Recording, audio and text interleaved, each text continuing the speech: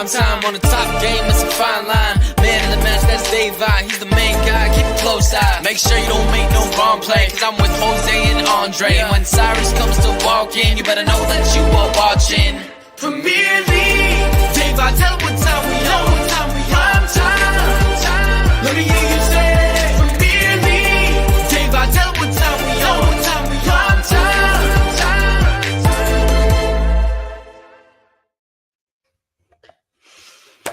Hello and welcome to Premier League Primetime. Arsenal 2, Man United 0. Joined by my guy, my brother from the other side of the coast, man like Eric, my G. Firstly, before we get into the game, how have you been?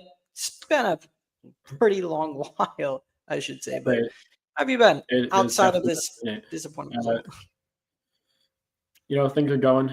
Trying to just get through the semester at this point. Hoping United bring a nice smile to my face, but who am I for thinking that? And unfortunately, they didn't do too great of a job of that. Arsenal 2, Man United 0. Initial surface thoughts on the match? From a team standpoint, I thought we looked pretty good structurally.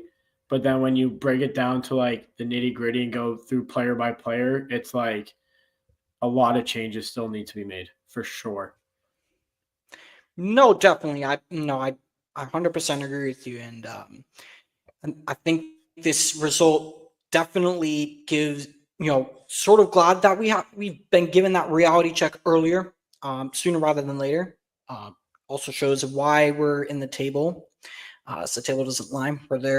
We are where we are for a reason at the moment. Not due to Amorim. Largely due to things that had happened under the other guy, whose name I will not mention because that guy is literally, in my opinion, the antichrist of football. Yeah, so you have made your opinions very clear on the previous guy. But I mean, regardless of how I think about the opinions, at the end of the day, he's still having to sort of clean up the mess that was left, that was given to him, the players that were given to him that he inherited from the previous manager, regardless of what I think of him or not. So, only been in the job for a couple weeks, for all the things that we know about, the vast majority of these players that most of this fan base knows, he's probably only just starting to learn that now. So, a question that, and I also in the last fan cam, which, I'm very interested to see how this manager deals with adversity.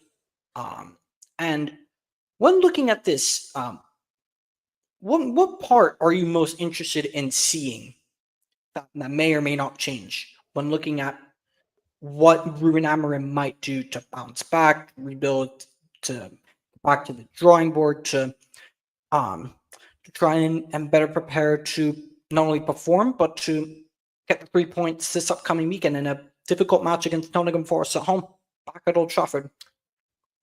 So we know Amorim has the character. Like, we've seen it from the first game. Like, he has no shy feelings of letting everybody know how he feels. Like, there were multiple clips from today's game where it's like face in the hands. He's not happy. Even when we just played the team. Who did we just beat 4-0?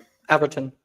That's what I thought it was, Everton. Like, he came out right after the game and was like, he still wasn't happy. Like, he knows he can get more from the players.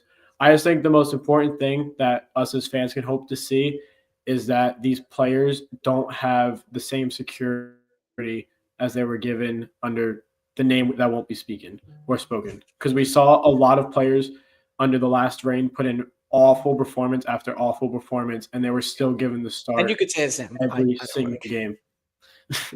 they were given. I don't really care. we'll just call him Eric because Eric's just such a great name, so we'll just call him Eric.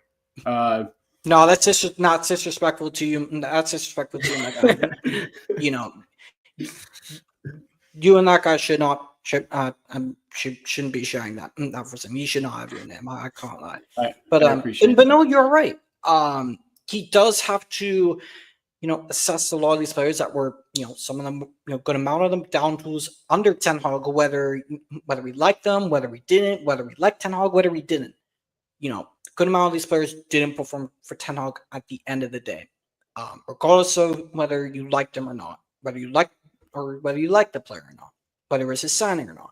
So I think it'll be interesting to see what Amorim does, how he reacts, what his first words will be to the players, not only in the locker room, but also next morning back at Carrington. What he's going to say to the players then. Will anything change? I don't know, but it'll be interesting to see. If you're Ruben Amorim, and looking at this game, what for you are some of the, naming just one or two main takeaways that hopefully you will have seen from not only this game, but maybe if it had occurred for the first couple of games that you'd been in charge, but you had seen so glaringly this game that now you've seen and realized, so now I see that whether maybe this player can't play this position, or whether this player may not be good enough, or whether this player may be completely out of step. What do you think are one or two of the biggest takeaways that Amorim can take, especially from this performance, and that hopefully he'll make decisions applying what he's learned from this game onto the next one, and hopefully into the foreseeable future? I would say there's probably two big ones, and the first one, which is already been mentioned, the wingback play needs to be so much better. So I feel like Amorim's system really relies on the wingbacks, and if we have, and as good as Diallo's been playing, we need someone who can match kind of the attacking ability of Diallo on the opposite side, whether it be the dream transfer of Alphonso Davies or one of the other left backs that we've already been looking at. I think the wingback play 100% needs to be better. And then I would also say, and this was even a problem under Ten Hag. What can you do to solve it now? Because of course, I doubt Amorim probably will get anything in January. But just for what he's got, what can he do? What can he tweak? What can he change? What can he learn from now and make changes to going forward? And of course, we definitely need reinforcements in those positions. But in regards to what we can do as of right now, the squad that we got, what changes should he make or should he do after seeing this performance against Arsenal? Yeah, see, that's a tough question because our squad's not much. He wasn't given much to play with. I would say probably most importantly right now is just the rotation. Just keep circling or keep channeling players in and out just to kind of see who fits his vision the most, which I guess we have seen it's going to probably be Diallo and Dallo on opposite sides. But we could keep our fingers crossed that maybe Shaw can get a few stretch of games together, or maybe Malacia keeps playing to his top ability, or maybe even try once Martinez comes back, move Mazwari out wide and then put a 3-back of De Ligt, Martinez, Euro type thing. So I think the main thing right now is just going to be the rotation of the unfortunate players we have and seeing who just will play for his vision the most. No, that's definitely fair. And if you could think of one other main big takeaway before we get into the player ratings, what would that be? The strikers need more service. And this has been something we saw under Ten Hag as well, that I feel like whether it's Garnacho out wide, Rashford out wide, even sometimes with Bruno, I feel like the Højlund-Xerxes experiment isn't going to go as well as people are hoping if they're not going to get the service from the players who are there to provide the service. But don't you feel like to a certain extent that yes, all strikers, all forwards, all number 9s, they all need service. They all, to a certain extent, they all rely on service. But don't you think it should also, and which is why Amorim's been brought on, hopefully can coach, the strikers that he's got to either he can coach, additional attributes into the strikers that he's got, or is able to distinguish, what player in this front three or in this forward position could maybe offer me a bit more than just being a striker that purely relies on service. Maybe can one of my other options link play? Can one of my options create space for the other attackers? Can he provide assists? Does he have a good first touch? Does he have a good way of pass? Maybe could that potentially be something that he needs to really take note of or consider? 100%. I feel like, especially in today's football world, you kind of need all your players to be able to do a little bit of everything. And I feel like in the defense of Haaland and Xerxes, we have seen them make the proper runs. We have seen them be in the proper spots at the right time. But then, like I said, the problem just goes back to if you have Garnacho and Rashford run down the wings, try to either go one-on-one or slow up the play. At the end of the day, the strikers can't really do much about that. So it's going to need to be a team upgrade in the attack. But I felt like the attack today just looked very flat.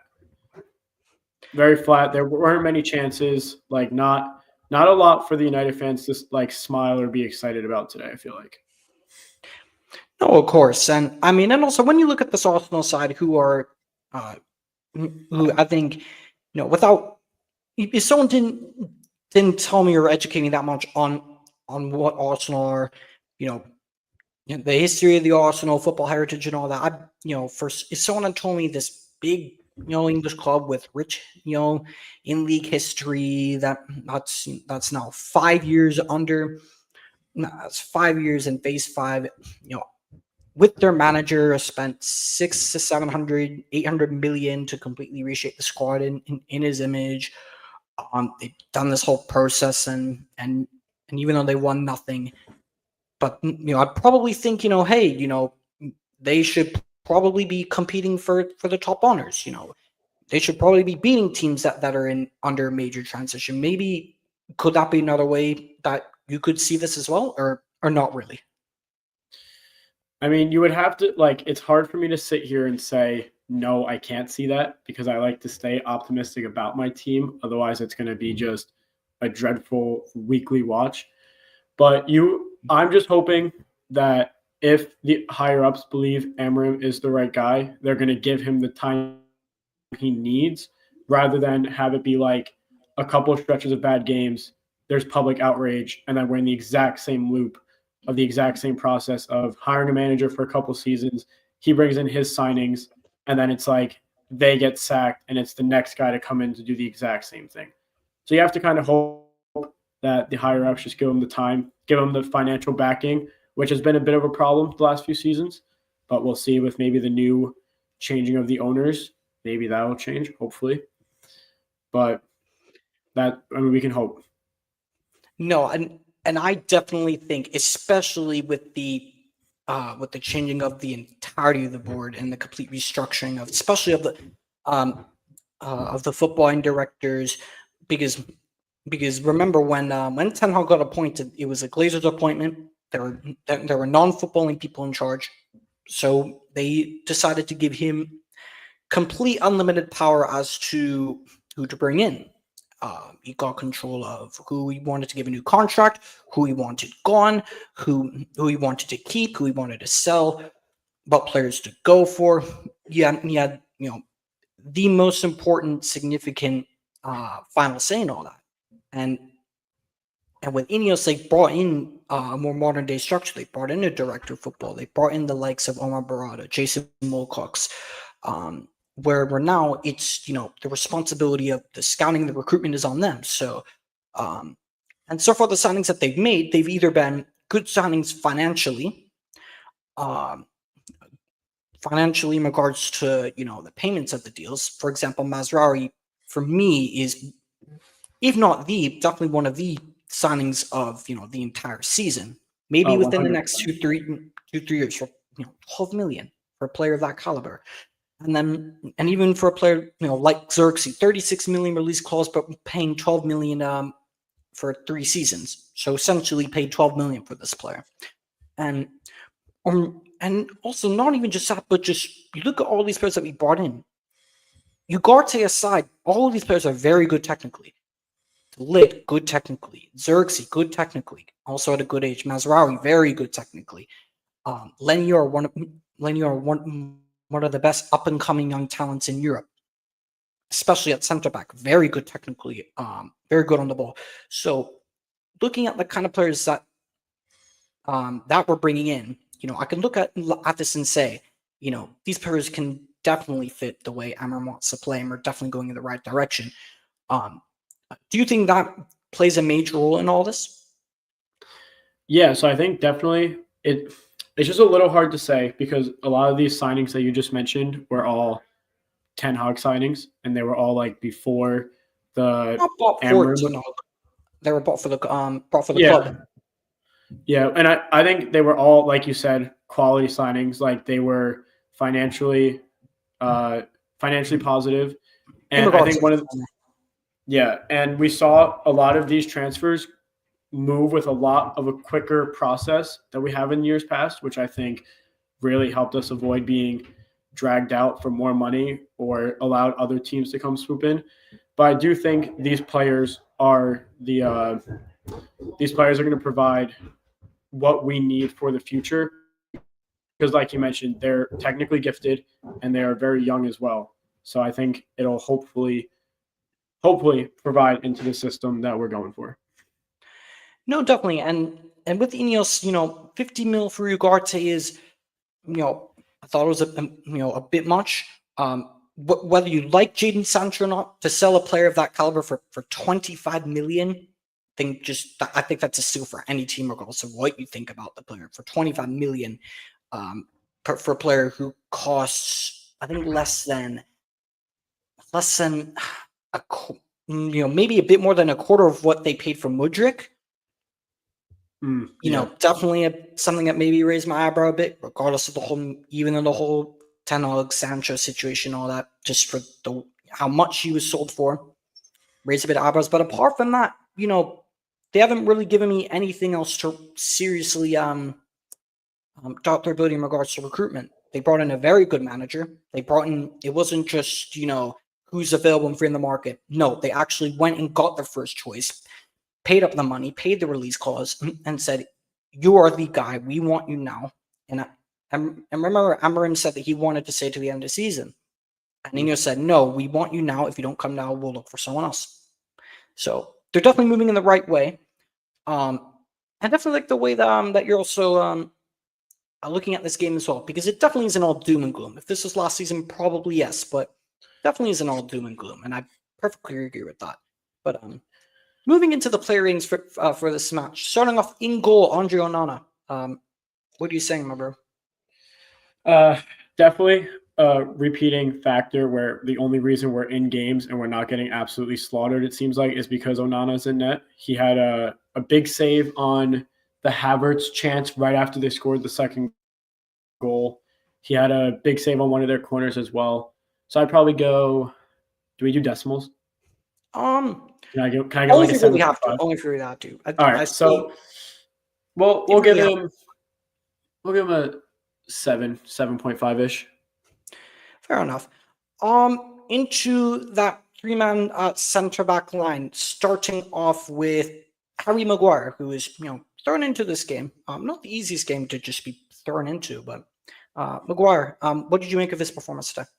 Yeah, given the circumstance, like you just said, kind of just thrown in. I thought he held his own, so I give him a 6. Fair enough. Next we have De Ligt, in that three-back line. Scores and ratings for Matthijs De Ligt today. Yeah. This one might be a decimal as well because I don't think he's deserving of a 7, but I don't think he's on the same level as Maguire. I thought he was going to score that one chance on the Bruno free kick, but Raya, of course, with that strong hand, was able to go out and get it. So I'll give him a 6.5. 6.5. Next, Nusra Mazraoui to complete that 3 center back unit. I feel like, at least in my opinion, there wasn't really much of his name to be said like we've seen in other games past. So I'm going to go with a 6 as well. Yeah, fair enough. Into the midfield, playing in that double pivot. What are you saying about his performance today? He's always such a hard one to rate because it's like some people love to just base him off of his goals and assist stats, and there's other people who will take deep dives into it. And I'm one of those people that I like to look more into just the did he score, did he assist category. I'm gonna go with probably just a 6 because I don't think it was anything above average, especially for his standards. So I'm gonna go with the 6. Fair enough. Memo Ugarte playing alongside him in that double pivot. I think today he really showed one of the big reasons why we signed him, being like that motor, the physicality he's supposed to bring to the team. He's just like a never-ending engine. So he had a few moments where I was like, okay, that was nice to see, like where it was just like showing the physicality, which I feel like is something we've definitely lacked over the years, like whether it be the physicality of our mental state or just our actual physical state. So I'm going to give him a 6.5, I think. I think he deserves a little bit higher of a rating than Bruno gets. Fair enough. Into the wing backs, we'll start off with Diogo Dalot on the right-hand side. I think just a 6. There was one play in particular in the first half where it looked like we had maybe a little bit of a counterattack going with Garnacho. He decides to switch play to Dalot, and rather than going at the defense, he turned around, passed back to Maguire, and Maguire sent it all the way back to Onana. And it was just kind of like it was in that moment made me think if Diallo's out there, we might have seen something a little spectacular. And then he missed that one chance that the shot from in the box also made me think, what if Diallo was out there? So I'm going to go with the 6. Fair enough. And to the left wing back position, Tara Malacia. I thought he defended well, especially essentially just coming back from that long hiatus he had. Premier League starting up definitely has to be in over 18 months for sure. Yeah, and it wasn't an easy ask. He was matched up on the same side as Saka, and I thought he defended pretty well, like we just said, for the given circumstance. So I'll give him a 6.5. Oh, fair enough. And into the front three, we'll start with the two inverted 10s. Alejandro Garnacho on the left-hand side. I think I'll give him a 6. Not much to go with it. Just didn't feel like he didn't have the usual recipe to cook today. So I'm going to go with the 6. And with Garnacho, especially since Amorim, you could say since Ruud came in, first starting at in the interim, in that bit of an interim period, and especially now more and more evident since Amorim's been here. Has the lack of good performances been a bit concerning, alarming, or what do you think? He's such an up and down player. Like, I feel like there's some weeks, there's like some stretch of games where as a fan base, we're collectively like, this is our star boy, this is our future, like we need to hold on to him forever. And then there's some stretch of games where it's like, was Garnacho even out there? So it's like really hard to tell with him. You just got to hope he eventually finds a consistent ground where he's able to put in a solid performance after solid performance, because we know he has it. And whether that be he comes in as like a super sub, because we have seen him play better sometimes coming in as a sub rather than starting. So I just think he's got to find the right adjustment if he's going to become a full-time starter, of moving from a super sub to a starter. And onto the other inverted 10, your guy Mason Mount. Actually, thought out of the three, even though wouldn't say it's a whole lot of praise, but I personally thought that he was probably the most useful or effective of the attacking duo that was fielded by Amorim to start the match today. Mason Mount, what did you make of his performance today?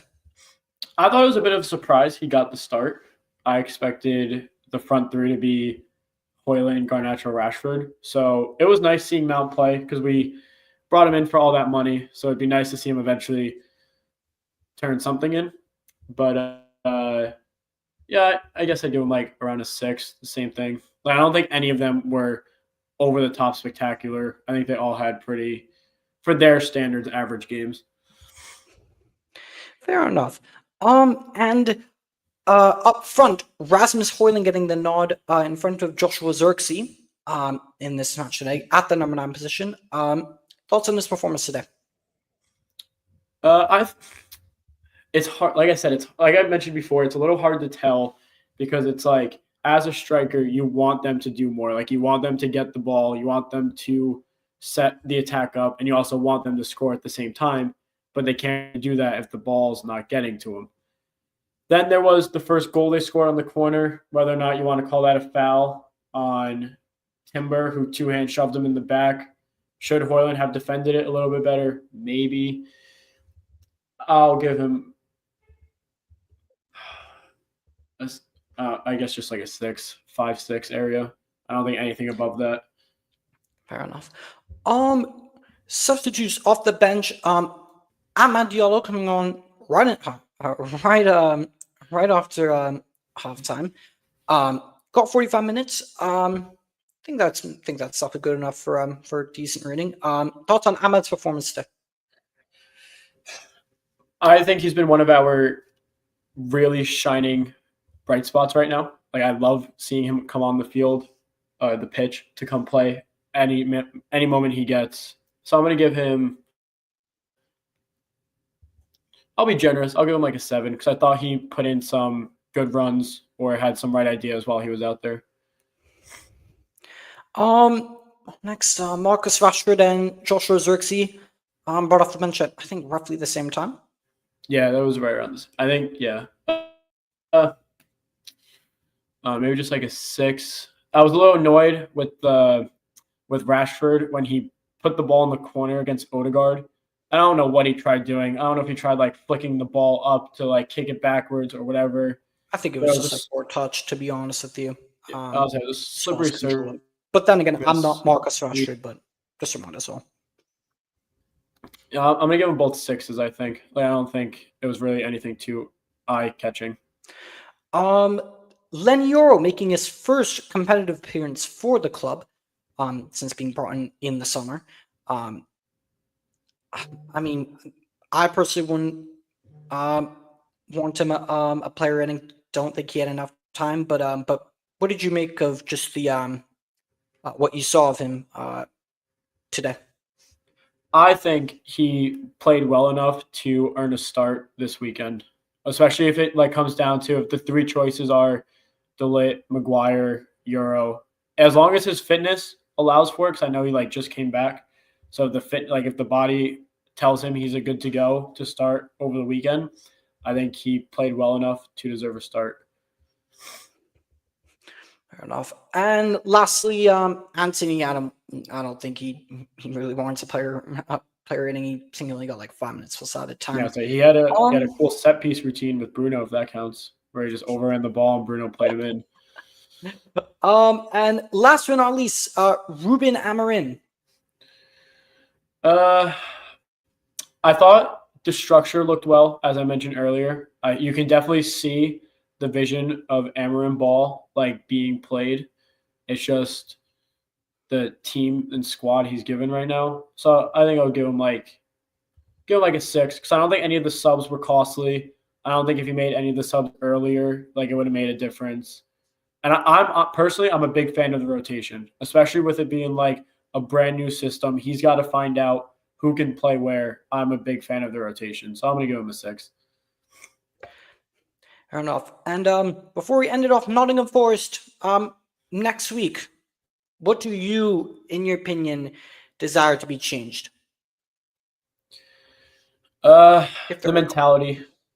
I think a lot of times we see with these United players that they'll take a loss like this and they'll just start playing way worse than we know they can.